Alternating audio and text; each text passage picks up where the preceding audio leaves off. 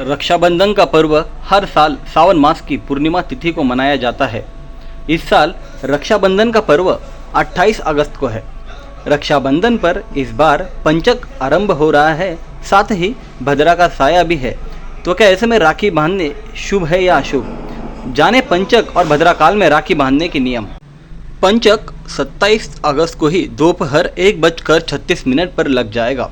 28 तारीख को रक्षाबंधन है और पंचक पूरे 5 दिन रहता है। पंचक 1 सितंबर को सुबह 3:24 पर समाप्त होगा। 27 अगस्त को भद्रा पूर्णिमा तिथि आरंभ होने के साथ ही लग जाएगी। रात में 9:29 तक भद्रा काल रहेगा। इसलिए रक्षाबंधन 27 की बजाय 28 अगस्त को मनाया जाएगा।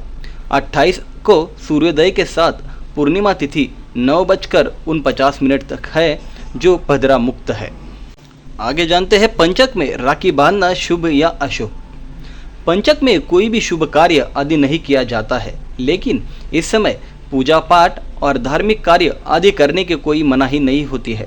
पंचक में पूजा पाठ जप तप आदि सभी कार्य किए जाते हैं। इस बार पंचक का आरंभ गुरुवार से हो रहा है।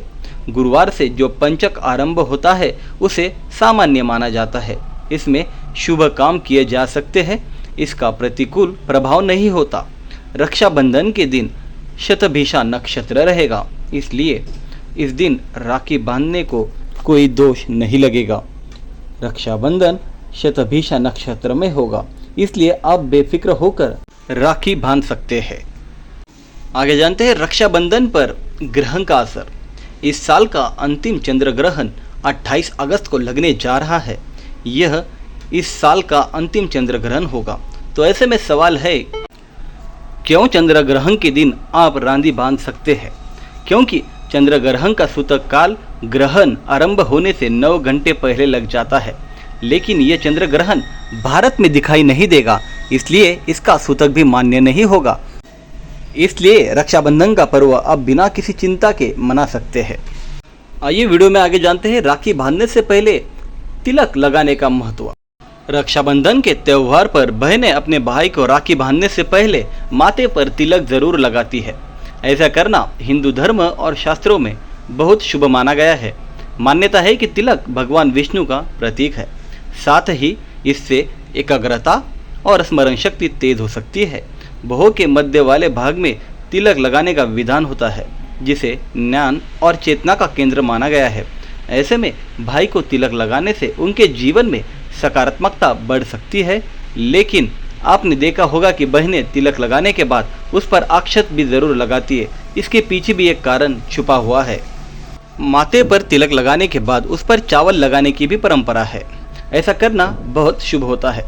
अक्षत यानी अटूट, जो कहीं से भी टूटा हुआ नहीं हो। ऐसे में तिलक पर अक्षत लगाना इस बात का प्रतीक है भाई बहन के बीच का रिश्ता और प्रेम भी हमेशा अटूट बना रहे। साथ ही तिलक के साथ चावल भाई की दीर्घायु और मंगल कामना के लिए लगाया जाता है। यह अक्षत रक्षा से जुड़ा माना गया है, वही चावल को समृद्धि और लक्ष्मी का प्रतीक भी माना गया है। ऐसे में तिलक विष्णु जी के रूप में और अक्षत देवी लक्ष्मी के स्वरूप में लगाया जाता है।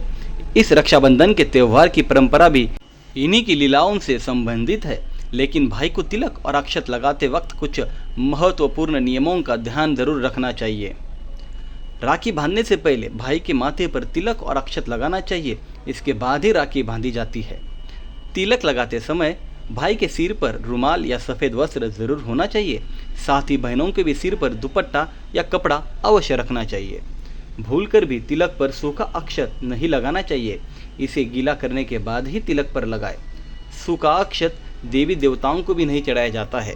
अक्षत कभी भी बीच में टूटा नहीं होना चाहिए, क्योंकि अक्षत का अर्थ है जो टूटा या खंडित ना हो।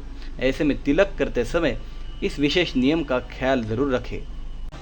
आइए आगे जानते हैं फिर से राखी के मुहूर्त के बारे में। शुभ मुहूर्त सुबह 5:57 बजे से 9:48 तक। अभिजीत मुहूर्त यानी कि दोपहर सुबह 11:56 से दोपहर 12:48 बजे तक। राहु काल इस दौरान राखी ना बांधे। सुबह 10:03 से 11:37 तक। महादेव की कृपा से आपका रक्षाबंधन त्यौहार आपको आनंद देने वाला हो। सावन का महीना भी चल रहा है, रक्षाबंधन भी है। भोलेनाथ की कृपा से आपका सदैव भला होगा। ओम नमः शिवाय, ओम नमः शिवाय, ओम नमः शिवाय, ओम नमः शिवाय, ओम नमः शिवाय, ओम नमः शिवाय। ये वीडियो आपको अच्छा लगा तो इसे लाइक कीजिए, शेयर कीजिए और चैनल को सब्सक्राइब करना ना भूलें।